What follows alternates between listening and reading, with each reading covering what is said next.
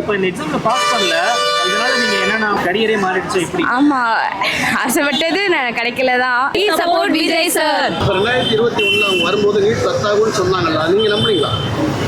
நான் நம்பலையா? ஏன் ரத்த ஆகாது? அவங்க எப்படி பண்ணுவாரு சார்? ஸ்டாலின் சார் சொல்லுவாங்க. அவங்களுக்கு தனியா தெரியும், அதுக்கான எங்களுக்கு என்ன பண்ணணும்னு தெரியல சொன்னாங்க. அது தெரியல.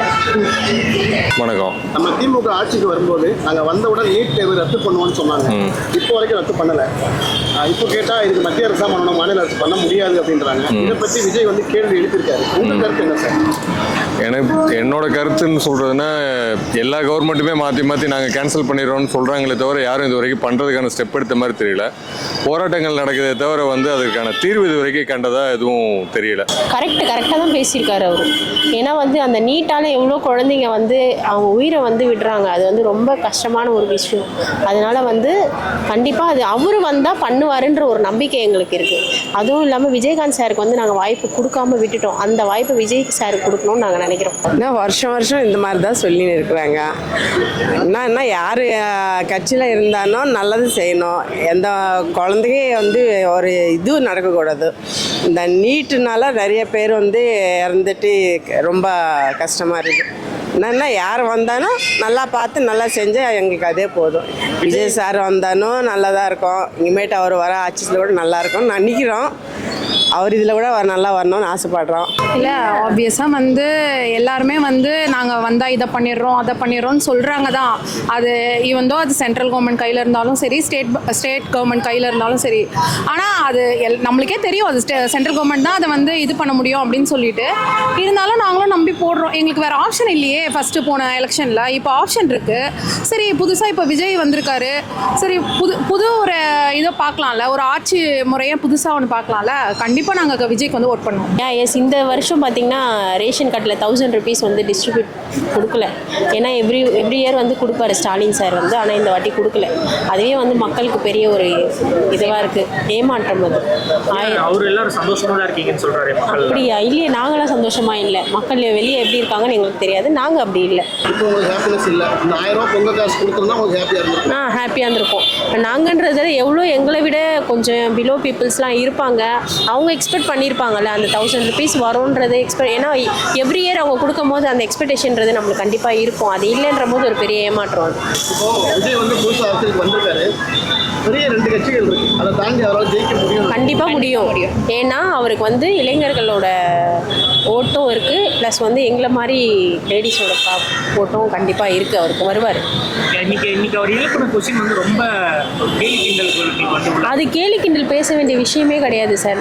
நீட்டால் எவ்வளோ பசங்க போயிருக்காங்கன்றது தெரியும். நம்ம எவ்வளோ ஊர்லலாம் பார்த்துருக்கோம். குழந்தைங்க கஷ்டப்பட்டு படித்து அந்த மார்க்கு போய் அதுங்க அதை நம்மளோட இது அச்சீவ் பண்ண முடியலன்னு சொல்லிட்டு அதுங்க ஏதோ என் தங்கச்சி அதில் மார்க் போய் தான் இப்போ வேறு கோர்ஸ் போயிருக்கா. அவளை கேளுங்க சிஸ்டர். இல்லை, ஆஸ் அ மெடிக்கல் ஸ்டூடெண்ட்டாக நீட் இருந்தால் நல்லது தான். ஏன்னா ஒரு நல்லா படித்து வரவங்க தான் நீட் எக்ஸாமுக்குள்ளே போகலாம். ஆனால் அது தடுக்கிறதுன்றது சில ஸ்கேம்லாம் அதுலேயே நடக்குது. நீட்டுன்றது நிறைய ஸ்கேம் நடக்குது. நார்மலாக எல்லா ஸ்கூல்லையும் எல்லா சிலபஸும் ஒரே மாதிரி இருந்தால் எல்லாராலையும் பண்ண முடியும். ஏன்னா நான் நார்மலாக ஃபர்ஸ்ட்லேருந்து ஸ்டேட் போர்ட் படித்தேன்.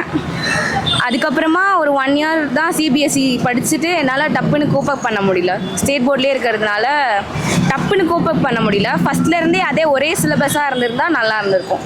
நீட்டே வேண்டாண்டு வேணாம், அந்த எக்ஸாமை கொஞ்சம் மாடிஃபை பண்ணால் நல்லாயிருக்கும். இப்போ இந்த எக்ஸாம்ல பாஸ் பண்ணல, இதனால நீங்க என்னன்னா உங்களுக்கு கரியரே மாறிடுச்சு இப்படி? ஆமாம், ஆசைப்பட்டது கிடைக்கல தான். பட் நான் அந்த ஃபீல்டில் தான் இருக்கேன். பேராமெடிக்கல் கோர்ஸ் ஃபீல்டில் தான் இருக்கேன். ஒரு பாதை இல்லைன்னா இன்னொரு பாதை எல்லாருக்கும் கண்டிப்பாக இருக்கணும். அதனால நான் இந்த சைட் போயிட்டேன். 2021ல திமுக ஆட்சிக்கு வரும்போது நீட் ரத்து பண்ணுவோன்னு சொன்னாங்கல்ல, அப்போ கண்டிப்பாக நடந்துரும் அப்படின்னு நீங்கள் நம்புறீங்க? இல்லை, நான் நம்பலை.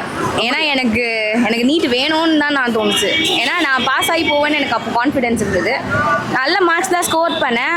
ஆனால் இந்த வாட்டி நிறைய ஸ்கேம்ஸ்லாம் நடந்ததுனால என்னால் உள்ளே போக முடியல. ஸ்கேம்ஸ்லாம் இல்லாமல் மாடிஃபைட் கொஷின் பேப்பராக இருந்தால் எல்லாராலையும் எழுத முடியும். எல்லாரும் கரெக்டான ஸ்டூடெண்ட்ஸ் உள்ளே போயிடுவாங்க. ஒரு கவர்மெண்ட் ஸ்கூலில் படிச்சுட்டு வர ஒரு குழந்தை நீட்டை கிளியர் பண்ண முடியும்னு நினைக்கிறீங்களா? அதுக்கு தான் அந்த ஸ்டேட் போர்ட் சிலபஸ் தான் இங்கே அடிப்படுது. சிலபஸ் கரெக்டாக இருந்தால் எல்லாரும் கரெக்டாக ஆகிடுவாங்க. 10th 11th 12th 3 வருஷம் பப்ளிக் எழுதுறீங்க. இல்லை சிபிஎஸ்சிலாம் எயித்துலேருந்தே அவங்க கொஞ்சம் கொஞ்சமாக இது பண்ணிட்டு வர்றதுனால அவங்களால முடியும். இப்போ நாங்கன்ற போது அந்த 11th 12th தான் எங்களுக்கு அந்த இதுவே வரும். 8th நாங்கள் அப்படியே விட்டுருவோம். இந்த 10th 11th 12th தான் ரொம்ப இது பண்ணிட்டு வரும்போது நாங்கள் விட்டுடுறோம். எங்களால் அந்த காம்படிட்டிவ் எக்ஸாம்ஸ்லாம் எப்படி ஃபேஸ் பண்ணுறதுன்னு எங்களுக்கு தெரியல. இப்போ உங்கள் தங்கச்சி வந்து பார்த்தீங்கன்னா நீட் எக்ஸாம் எழுதி ஃபெயில் ஆயிருக்காங்க. அவங்க எவ்வளோ வந்து கனவுகளோட படிச்சிருப்பாங்க. ஒரு அக்காவை இதை பார்க்கும்போது உங்களுக்கு எப்படி இருக்கு? ரொம்ப அவள் ரொம்ப நாங்கள் வந்து ஒரு டாக்டராகவே நாங்கள் 2 இயர்ஸ் அவள் கிளாஸ் போனோம். 1 இயர் ஃபஸ்ட்டு எக்ஸாம் எழுதுனா அதுலேயும் போயிடுச்சு. அதுக்கப்புறம் எங்கள் சித்தி என்ன பண்ணாங்க, இன்னொரு வருஷம் இவளா கேட்டால் திருப்பியும் படிக்க வச்சாங்க. ஆனால் குழந்தையால் வந்து அதை வந்து அச்சீவ் பண்ண முடியல. வேறு வழி இல்லாமல் அவள் வேறு ஃபீல்டுக்கு போயிட்டான். அது ரொம்ப மன அழுத்தம் அவளுக்கு இருந்தது. இருந்தாலும் அதை வந்து இது பண்ணிக்கிட்டா, ஒன்றும் பிரச்சனை இல்லை. கவர்மெண்ட் வந்து அதை அண்டர்ஸ்டாண்ட் பண்ணிக்கிட்டா நல்லாயிருக்கும். அவங்க அண்டர்ஸ்டாண்ட் பண்ணிக்க மாட்டாங்க. இருந்து லெட்டர் அனுப்புறது தான் வந்து தீர்வாகாது. அதுக்கான அடுத்த கட்ட நடவடிக்கை என்னன்றது எந்த கவர்மெண்ட் ஆட்சிக்கு வந்தாலும் அவங்க அதுக்கான சீரியஸான ஃபோக்கஸில் அவங்க செயல்படணும். இதே மாதிரி கேள்வியால் நம்ம எவ்வளோ நாளைக்கு இன்னும் ஏமாந்துட்டு இருக்க போகிறோம் சார்? அது அடுத்த வட்டம் ஓட்டு போகிறப்ப தான் தெரியும்.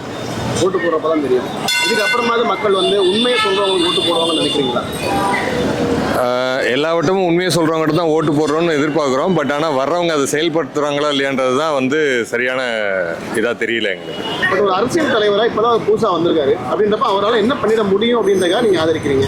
இல்லை என்னதான் வந்து நம்மளுக்கு எக்ஸ்பீரியன்ஸ் இருந்தாலும் ஒரு புது தலைவரோ பழைய தலைவரோ ஒரு அட்வைசர் இல்லாமல் யாருமே வந்து எந்த டிசிஷனும் வந்து வெளியில் சொல்ல மாட்டாங்க. ஒரு அறிக்கை வந்து மக்கள்கிட்ட விட மாட்டாங்க. கண்டிப்பாக அவருக்கும் அட்வைசர்ஸ் நிறைய பேர் இருப்பாங்க. கலந்து பேசி ஒரு முடிவு எடுத்து சொல்வார். எனக்கு இதில் என்ன புதுசாக மேபி அதை அவர் இம்ப்ளிமெண்ட் பண்ணுவாருன்னு தோணுதுன்னா அந்த கேடிஎம்கே தவிர ஆஸ் யங்ஸ்டர்ஸாக அவர் கொஞ்சம் யோசிப்பாருன்னு எனக்கு தோணுது. நிறைய விஷயங்கள் வந்து யங்ஸ்டர்ஸ் மனசில் வச்சு யோசிப்பாரோன்னு எங்களுக்கு ஒரு இது தோணுது. அதுக்காக நாங்கள் கண்டிப்பாக விஜய்க்கு சப்போர்ட் பண்ணலாம். 2 மாபெரும் கட்சிகளை தாண்டி விஜயால வர முடியும்னு நினைக்கிறேன். யங்ஸ்டர் சப்போர்ட் பண்ணால் கண்டிப்பாக வர முடியும்னு நினைக்கிறேன். பார்க்கலாம். கண்டிப்பாக சான்ஸ் இருக்குன்னா இருக்கு. உங்களுடைய ஆதரவு கண்டிப்பாக இருக்குமா? கண்டிப்பாக இருக்கும். கண்டிப்பாக இருக்கும். கண்டிப்பாக ஒரு நல்லது நடக்கும்னு நினைக்கிறீங்களா? கண்டிப்பாக நடக்கும். கண்டிப்பாக. அதாவது இருந்த ஆட்சியாளர்கள் பண்ணாததை விஜய் வந்து பண்ணுவார்னு நினைக்கிறேன். கண்டிப்பாக ஒரு சேஞ்சஸ் இருக்குன்ற மாதிரி ஒரு ஃபீல் இருக்குது. 2026 மேபி நடக்கலாம். ஜென்ரலாக வந்து டிஎன்ல ஏதாவது சேஞ்ச் நடந்தால் நல்லாயிருக்கும். ஸோ தெரில அவர் பண்ணுவாரான்னு. பட் இன் ஜென்ரல் சேஞ்ச் நடந்தால் நல்லாயிருக்கும். என்ன மாதிரி சேஞ்ச் நீங்கள் எதிர்பார்க்குறீங்க? இல்லை ஓவராலாக ஒரே கட்சி தானே திருப்பி ரூல் பண்ணிகிட்ருக்கு. ஸோ அதுக்கு வந்து ரிப்பீட்டடாக 2 கட்சி தான் வந்துகிட்டே இருக்குது. ஜென்ரலாக அதில் சேஞ்ச் வந்தால் நல்லாயிருக்கும். விஜய் கேட்குறது கரெக்ட் தான். பட் சென்ட்ரல் கவர்மெண்ட் சேஞ்ச் ஆகியிருந்தால் கண்டிப்பாக கேன்சல் ஆகிருக்கும். இங்கே சென்ட்ரல் கவர்மெண்ட்டு சேஞ்ச் ஆகலை. ஆனால் இவங்க வந்து இந்த மாதிரி சொல்கிறாங்க. முன்னாடியே சொல்லல அவங்க ஓட்டு கேட்கும்போது. இல்லை சொன்னாங்க நடக்கணும்னு நினச்சாங்க. கடைசியிலே நடக்கலை. விஜய் இப்போ கேட்குறது கரெக்ட் தான். அட்லீஸ்ட் ஒரு முயற்சியாவது எடுத்துருக்கலாம். அந்த முயற்சியை எடுக்கலை. அதான் ஒரு இப்போ கொஸ்டின் ரைஸ் பண்ணியிருக்காரு. கண்டிப்பாக இருக்குது. எதனால் எவ்வளோ கான்ஃபிடண்ட்டாக சொல்கிறேன்? எனக்கு விஜய் ரொம்ப பிடிக்கும். ஓகே. அதில் அவர் ஆட்சிக்கு வந்தாருன்னா நல்லா இருக்கும்னு என் மைண்டுக்கு தோணுது.